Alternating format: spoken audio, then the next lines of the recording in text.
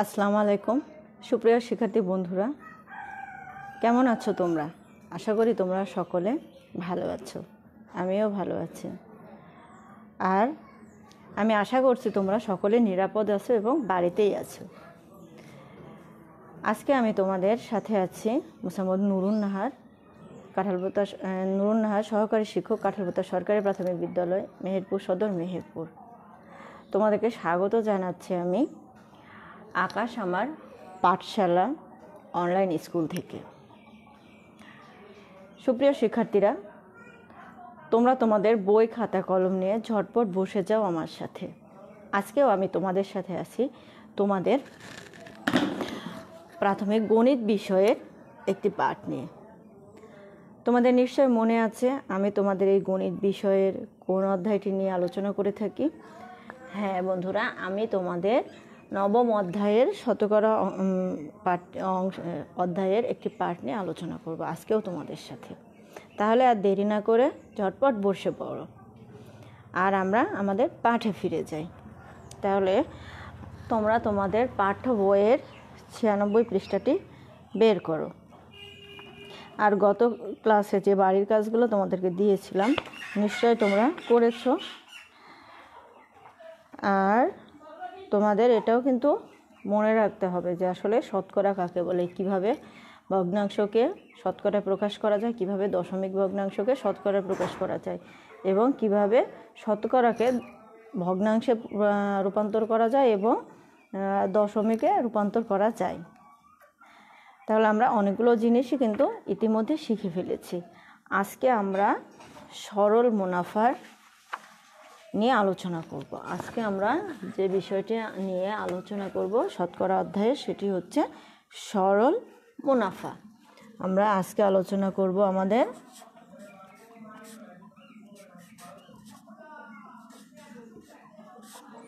সরল মুনাফা।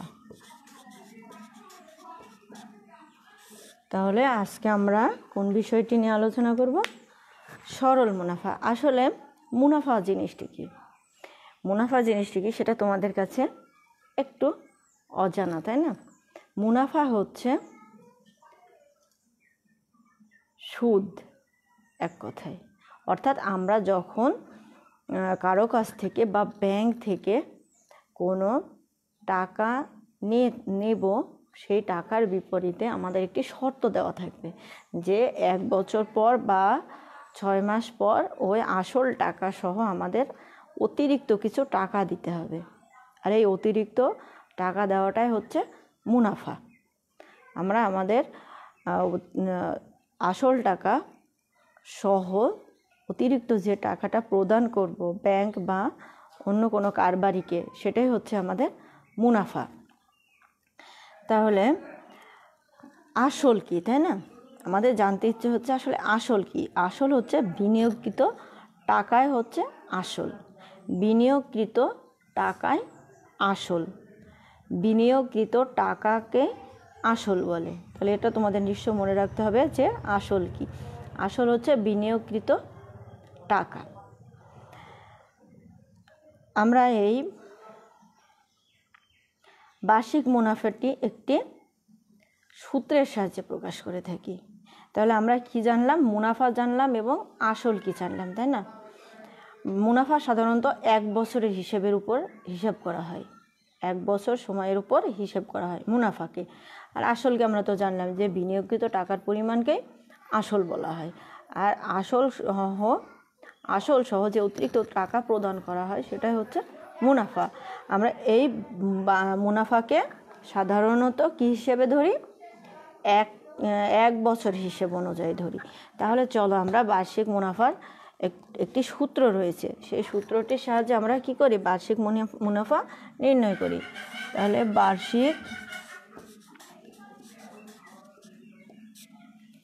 বার্ষিক মুনাফা সমান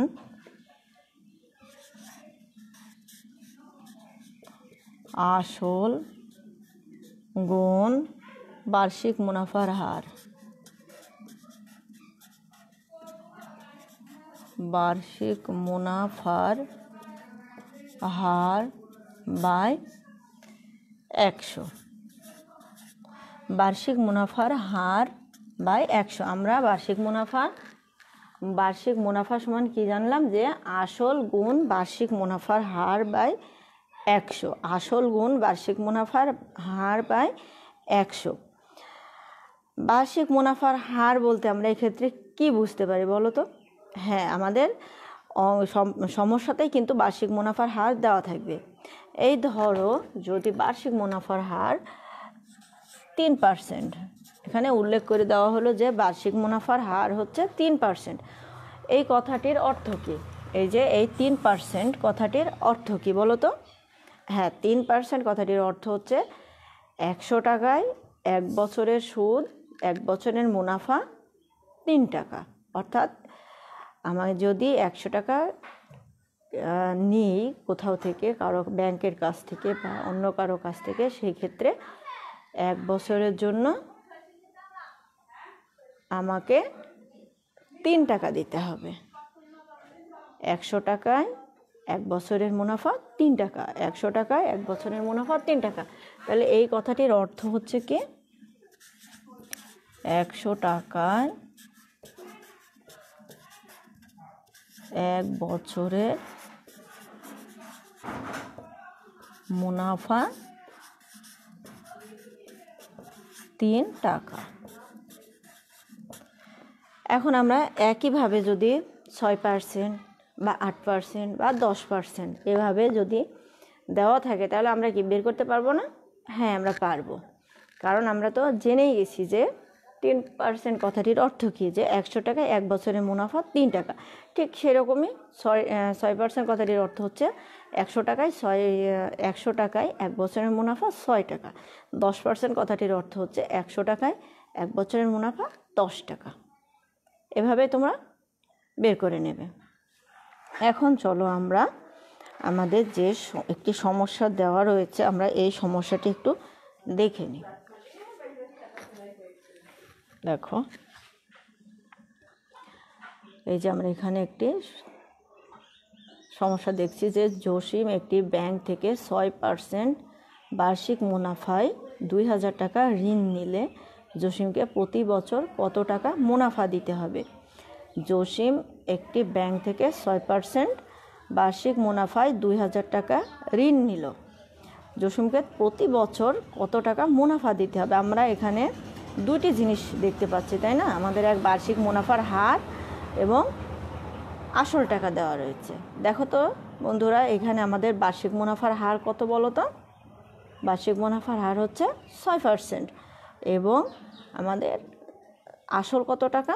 আসল হচ্ছে কত বলো তো? আসল হচ্ছে 2000 টাকা। তাহলে আমাদের আসল দেওয়া আছে এবং বার্ষিক মুনাফার হারও দেওয়া আছে। হার বলতে কিন্তু আমরা এই শতকরাকে বোঝাবো। তাহলে আমরা এখানে দেখতে পাচ্ছি যে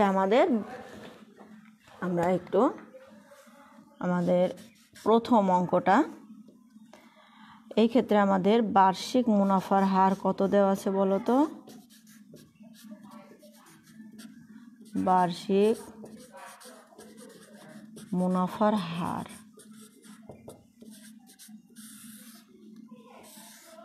বার্ষিক মুনাফার হার কত দেওয়া আছে? 6%। দেখো, আর কি দেওয়া আছে? আসল দেওয়া আছে। তাহলে আমরা লিখব আসল। আসল কত টাকা? আসল হচ্ছে 2000 টাকা। আসল রয়েছে কত? 2000 টাকা এবং বার্ষিক মুনাফার হার হচ্ছে 6%। আমাদের কী বের করতে হবে বলো? প্রতি বছর কত টাকা মুনাফা দিতে হবে, অর্থাৎ আমাদের বার্ষিক মুনাফা বের করতে হবে। আমরা তো ইতিমধ্যে বার্ষিক মুনাফার সূত্রটি জেনেছি, তাই না? তাহলে আমরা চলো ঝটপট আমরা বার্ষিক মুনাফার বের করে ফেলি। তাহলে আমরা কি লিখব? যে আমরা জানি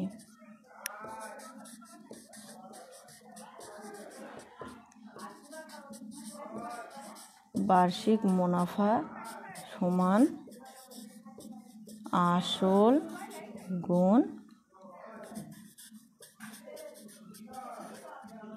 বার্ষিক মুনাফার হার।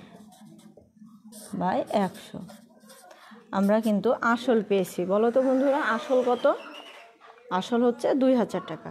তাহলে আমরা এখানে আসল লিখব 2000 টাকা, গুণ বার্ষিক মুনাফার হার কত? 6%। বার্ষিক মুনাফার হার হচ্ছে কত? 6%। অর্থাৎ আমরা কত পাবো এখানে? 100 টাকা। আর এটা ছিল কি কত? 6%, তাই না? 6%। আমরা কিন্তু যদি একটু অন্যভাবে লিখি তাহলে কি লিখবো বলো তো? যে 100 টাকায় 1 বছরের মুনাফা 6 টাকা, 1 টাকায় কত, আবার 2000 টাকায় কত, তাই না? আমরা 100 টাকায় কত আর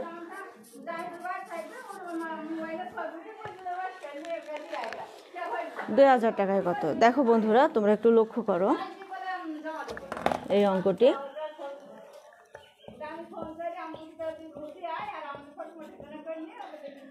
অঙ্কটি ভালোভাবে তোমরা লক্ষ্য করে দেখো, আর তোমরা অবশ্যই খাতাতে এই অঙ্কটি তুলে নেবে, ঠিক আছে? তাহলে আমরা চলো একটু দেখি। আমরা দেখো এখানে যদি গুণ করি অঙ্কটি কিন্তু আরও সহজ হবে। গুণ করে আমরা কি করব? ভাগ করব 100 দিয়ে। আর যদি আমরা কাটাকাটি করি তাও আমাদের হবে। এখন দেখো আমরা এখানে যদি কাটাকাটি করি হবে কত? 2 0, 6 2 12, 120 টাকা। তাহলে আমাদের কত হলো? আমাদের বার্ষিক মুনাফা 120 টাকা। বার্ষিক কত? 120 টাকা। তাহলে আমাদের এই প্রতি বছর কত টাকা মুনাফা দিতে হবে তাকে? 2000 টাকা নিলে 120 টাকা। প্রতি বছর 120 টাকা মুনাফা দিতে হবে। তাহলে প্রতি বছর কত মুনাফা দিতে হবে? 120 টাকা মুনাফা দিতে হবে। দেখো বন্ধুরা, তোমরা প্রথমে কি করবে? যে আমাদের বার্ষিক মুনাফার হার 6%, এটা তো আমরা বইতেই পেয়েছি, তাই না? এবং আসলটাও আমরা বইয়েই পেয়েছি। তাহলে আমরা কত পেয়েছি? বার্ষিক মুনাফার হার পেয়েছি আমরা 6% এবং আমরা আসল পেয়েছি 2000 টাকা। আর আমরা সূত্র মতে জানি যে আসল গুণ বার্ষিক মুনাফার হার বাই 100, বার্ষিক মুনাফার সমান। আর যেহেতু আমাদের বার্ষিক মুনাফা নির্ণয় করতে হবে, তাই আমরা এই সূত্রে আসলটা বসিয়েছি, বার্ষিক মুনাফার হার বসিয়েছি, আর সূত্রের 100 আমরা এখানে কাটাকাটি করেছি। যদি তোমরা এটা 2000 এবং 6 গুণ করে 100 দিয়ে ভাগ করো তাহলেও কিন্তু উত্তর হবে 120। তাহলে প্রতি বছর কত টাকা জমা দিতে হবে জসিমকে? প্রতি বছর 120 টাকা মুনাফা দিতে হবে। তাহলে তোমরা নিশ্চয় বুঝতে পেরেছ। আর এই অঙ্কটি তোমরা খাতায় তুলে নেবে, সাথে বাড়িতে বেশ কয়েকবার অনুশীলন করবে, ঠিক আছে? সুপ্রিয় শিক্ষার্থী বন্ধুরা, দেখতে দেখতে ক্লাসের সময় প্রায় ফুরিয়ে এলো। আমি আজকে তোমাদের বাড়ির কাজ দেব। দেখো 1 নাম্বার হাতের 2টি অঙ্ক রয়েছে। এই অঙ্ক 2টি তোমাদের আজকের বাড়ির কাজ। দেখো এই যে 1 নাম্বার অঙ্কটি রয়েছে, 1 নাম্বার সমস্যাটি, এই যে দেখো এই 2টি অঙ্ক 1 এবং 2, এই 2টি হচ্ছে তোমাদের আজকের বাড়ির কাজ। সুপ্রিয় শিক্ষার্থী বন্ধুরা, যারা এতক্ষণ আমার সাথে ছিলে তাদেরকে অসংখ্য ধন্যবাদ। এবং আমি আবারও তোমাদের আগামী ক্লাসে আবারও তোমাদের সাথে থাকবো ইনশাল্লাহ। সে পর্যন্ত সবাই ভালো থেকো, সুস্থ থেকো এবং নিরাপদেই থেকো। আর হ্যাঁ, বাবা মায়ের কথা অবশ্যই মেনে চলবে আর নিরাপদে বাড়িতেই থাকবে। তাহলে সবাই ভালো থেকো, সে কামনায়। আল্লাহ হাফিজ।